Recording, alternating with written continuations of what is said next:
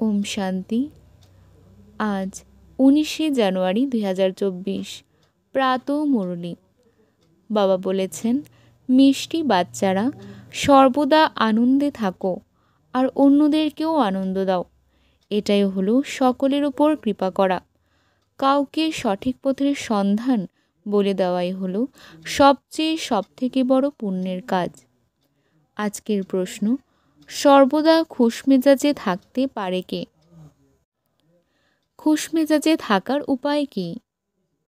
উত্তরে বাবা বলেছেন, যে জ্ঞানের ক্ষেত্রে খুব সুপটু, যে গল্পের মতো করে ড্রামাকে বুঝেছে এবং মনন চিন্তন করে, সেই সর্বদা খুশিতে থাকতে পারবে। খুশিতে থাকার জন্য সর্বদা বাবার শ্রীমত অনুসারে চলতে থাকো। নিজেকে আত্মারূপে নিশ্চয় করো এবং বাবা যেগুলো বোঝান সেগুলো খুব ভালো করে মন্থন করো। বিচার সাগর মন্থন করতে করতে মেজাজ খুশিতে ভরপুর হয়ে যাবে। ওম শান্তি। আত্মাদের পিতা তার আত্মারূপী বাচ্চাদের সাথে আন্তরিক বার্তালাপ করছেন। বাচ্চারা জানে যে আমাদের পিতা তো একজনই, তিনিই আমাদেরকে শিক্ষা দেন। শিক্ষকের কাজই হলো শিক্ষা প্রদান করা, গুরুর কাজ হলো জীবনের লক্ষ্য বলে দেওয়া।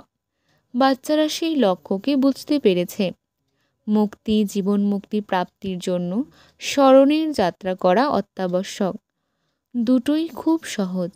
84 জন্মের চক্র বুদ্ধিতে আবর্তিত হয়।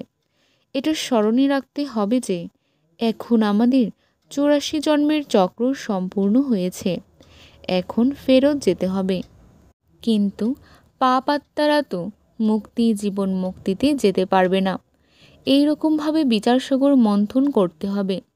যে করবে সে ফল পাবে, সে নিজেও খুশিতে থাকবে আর অন্যকেও খুশিতে রাখবে। অন্যদেরকে রাস্তা বলে দিয়ে তাদের কল্যাণ করতে হবে।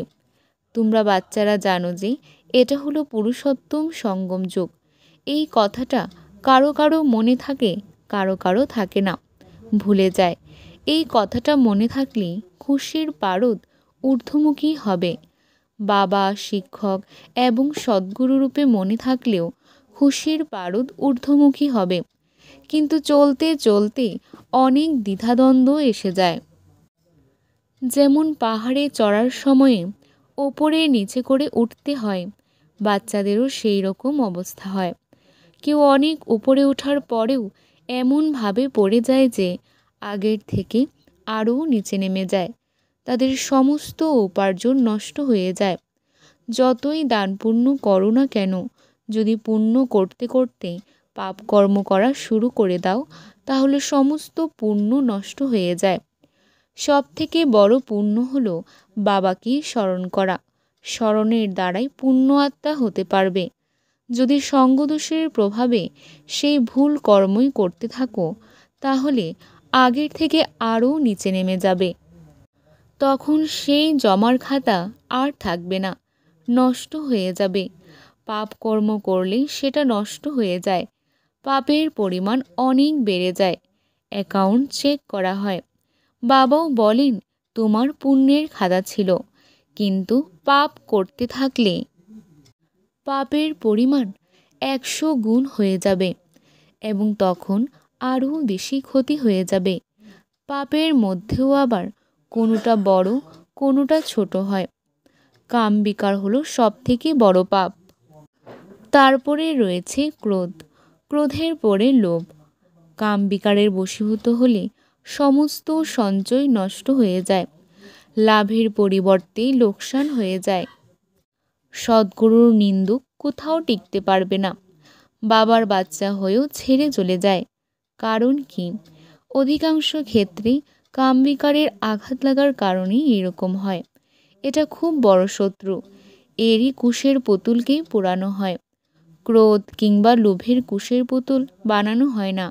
কামবিকারের উপরে সম্পূর্ণ বিজয়ী হলে জগজ্জিৎ হবে।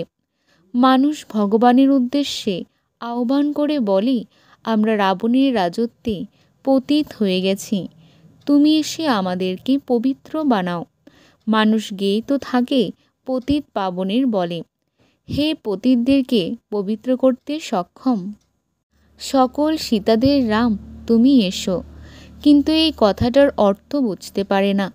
এটাও জানে যে বাবা অবশ্যই নতুন দুনিয়া স্থাপন করতে আসবেন, কিন্তু অনেকটা সময় দিয়ে দেওয়ার কারণে মানুষ ঘন অন্ধকারে ডুবে গেছে।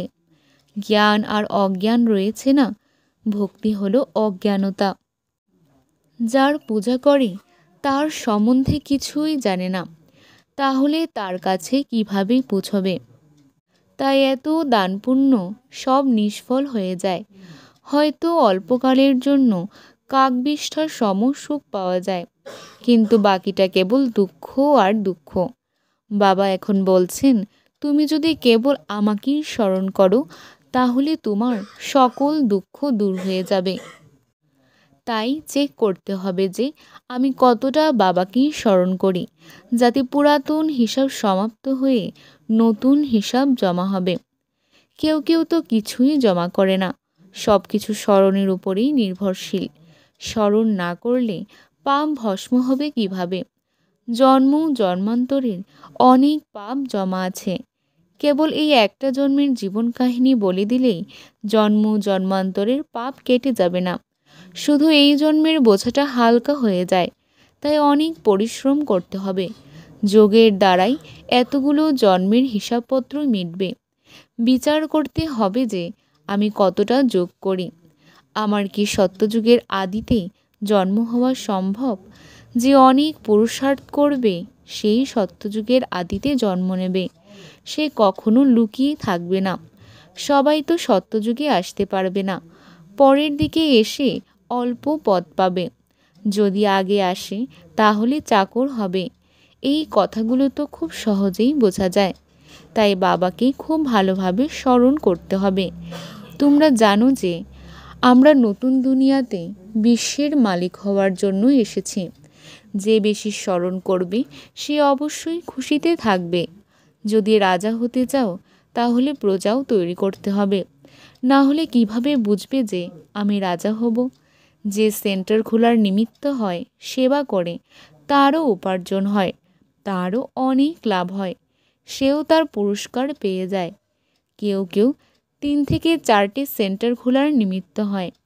যে যতটা করে সেই অনুসারে প্রত্যেকেই অংশীদার হয়। সবাই মিলে কাঁধে করে এই মায়াবী দুঃখের বোঝাকে সরাচ্ছে। তাই সকলেই পুরস্কার পাবে। যে অনেককে রাস্তা বলে দিচ্ছে, অনেক পরিশ্রম করছে, সে তত উঁচু পদ পাবে। সে খুব খুশিতে থাকবে। নিজের অন্তরে জানে যে আমি কতজনকে রাস্তা বলেছি, কতজনকে উদ্ধার করেছি। সব কিছু করার এইটাই তো প্রকৃত সময়। খাওয়া দাওয়ার বন্দোবস্ত তো সকলের হয়ে যায়। অনেকেই আছে যারা অন্য কোনো কাজ করে না। যেমন মাম্মা কত সেবা করেছেন। সেবার দ্বারা ওনার অনেক কল্যাণ হয়েছে। অনেক সেবা করতে হবে। যোগের দ্বারাও সেবা হয়, অনেক গভীর ডাইরেকশন প্রাপ্ত হয়। ভবিষ্যতে আরও অনেক পয়েন্ট বেরোবে। দিনে দিনে আরও উন্নতি হবে। নতুন নতুন পয়েন্ট বেরিয়ে আসবে। যে সেবাতে নিযুক্ত থাকে সে সঙ্গে সঙ্গে বুঝতে পেরে যায়। যে সেবা করে না তার বুদ্ধিতে কিছুই বসবে না। বিন্দু রূপকে কিভাবে বুঝবে? তোমরা কাউকে জিজ্ঞেস করো যে আত্মা কত বড়।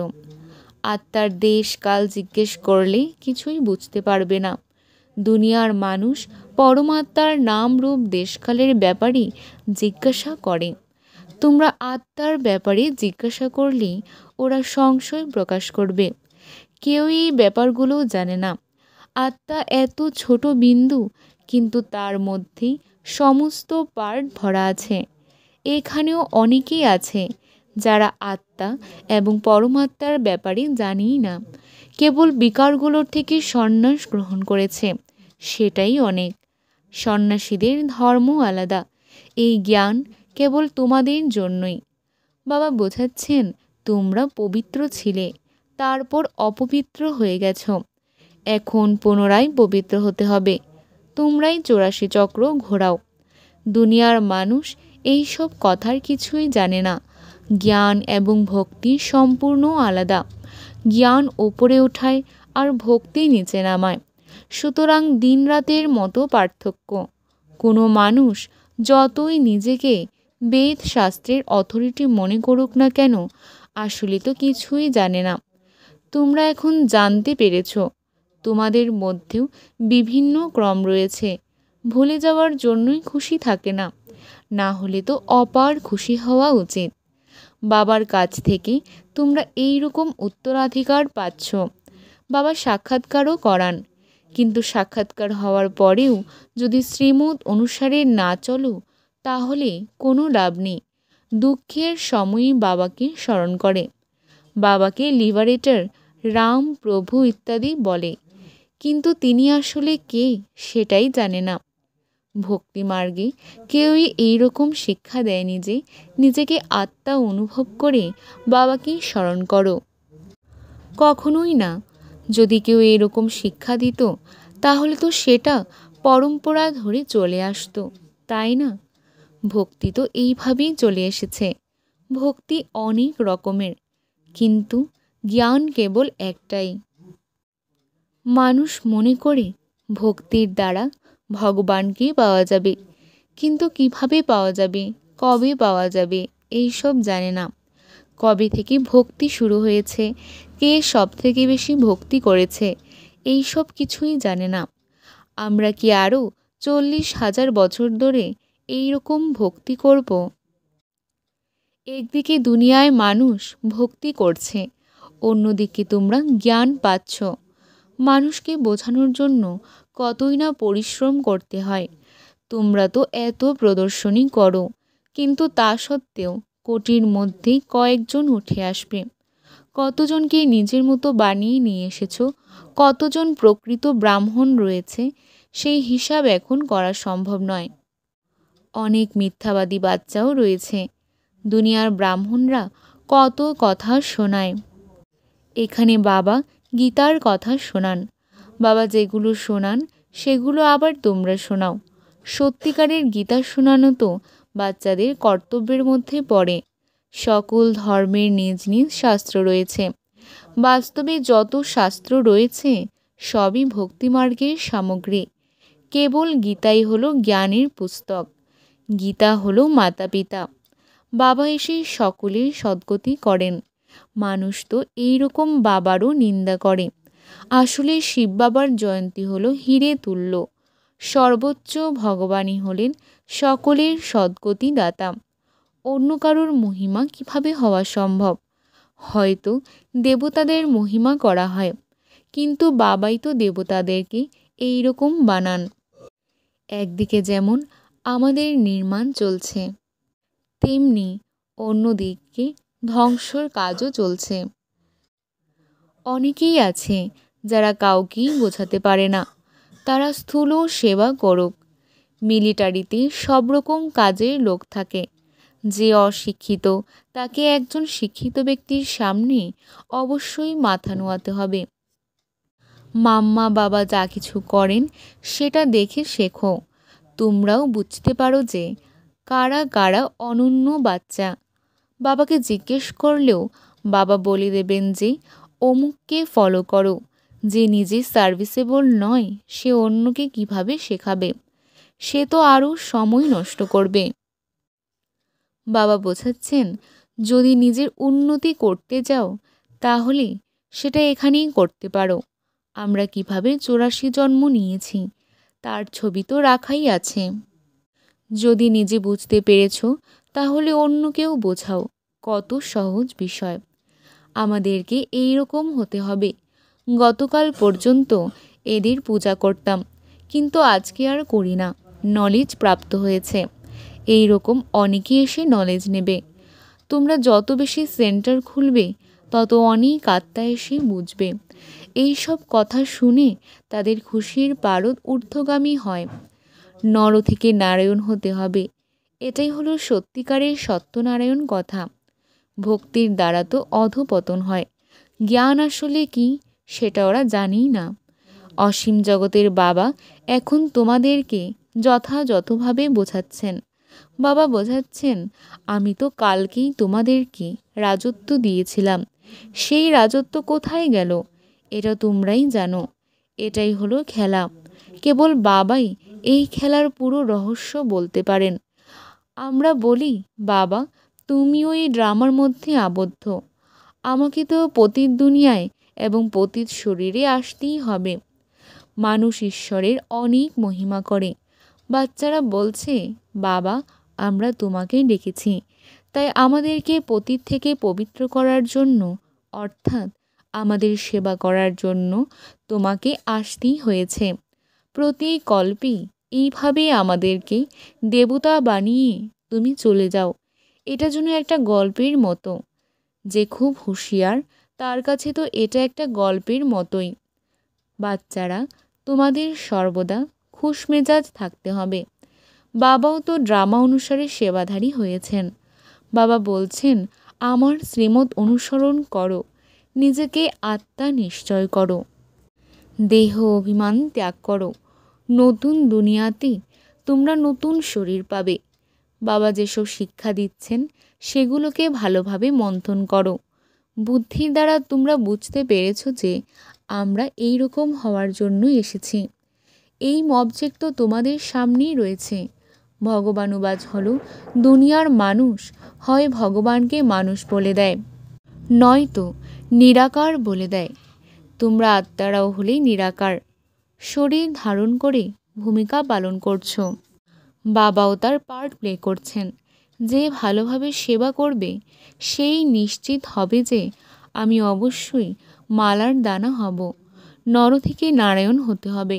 ফেল হলে অটোমেটিক্যালি রাম সীতা হয়ে যাবে। যেহেতু স্বয়ং ভগবান পড়াচ্ছেন, তাই ভালোভাবে পড়তেই হবে। কিন্তু মায়া অনেক বিরোধিতা করে, অনেক বিপত্তি নিয়ে আসে। আচ্ছা, মিষ্টি মিষ্টি হারানীতি বাচ্চাদের প্রতি মাতা পিতা বাপদাদার স্মরণের স্নেহ সুমনার সুপ্রভাত। আত্মাদের পিতা তার আত্মারূপী বাচ্চাদেরকে জানাচ্ছেন নমস্কার। আমরাও বাবাকে জানাচ্ছি অনেক অনেক শ্রদ্ধা, ভালোবাসা, নমস্কার আর সুপ্রভাত। ধারণার জন্য মুখ্যসার 1 নম্বর পয়েন্ট, বিচারসাগর মন্থন করে অসীম খুশিতেই থাকতে হবে। অন্যদেরকেও রাস্তা বলে দিয়ে তাদের কল্যাণ করতে হবে। সঙ্গদোষের প্রভাবে প্রভাবিত হয়ে কোনো খারাপ কর্ম করা উচিত নয়। 2 নম্বর পয়েন্ট, মায়ার দুঃখের বোঝাকে সরানোর জন্য মিলিতভাবে প্রচেষ্টা করতে হবে। সেন্টার খোলার মাধ্যমে অনেকের কল্যাণের নিমিত্ত হতে হবে। আজকের বরদান, নিজের বাণীর ভ্যালুকে বুঝে তার ইকোনমি করে মহান আত্মা ভাব। যেমন মহান আত্মাদের ক্ষেত্রে বলা হয় সত্য বচন মহারাজ, সেই রকমই তোমাদের বাণীও সদা সত্য বচন, অর্থাৎ কোনো না কোনো প্রাপ্তি করানোর বচন হবে। ব্রাহ্মণদের মুখ থেকে কখনো কাউকে অভিশাপ দেওয়ার কথা নির্গত হওয়া উচিত নয়। সেই জন্যই যুক্তিযুক্ত কথা বলো আর কাজের কথা বলো। কথার ভ্যালু বুঝো। শুভ শব্দ, সুখ প্রদানকারী শব্দ উচ্চারণ করো। হাসি ঠাট্টার কথা বলো না, বাণীর ইকোনমি করো, তবেই মহানাত্মা হয়ে উঠবে। আজকের স্লোগান, যদি শ্রীমতের হাত সদা সাথে থাকে তাহলে সমগ্র যুগ হাতে হাত দিয়ে চলতে থাকবে। আজকের সমান আমি মহান আত্মা। আচ্ছা, ওম শান্তি।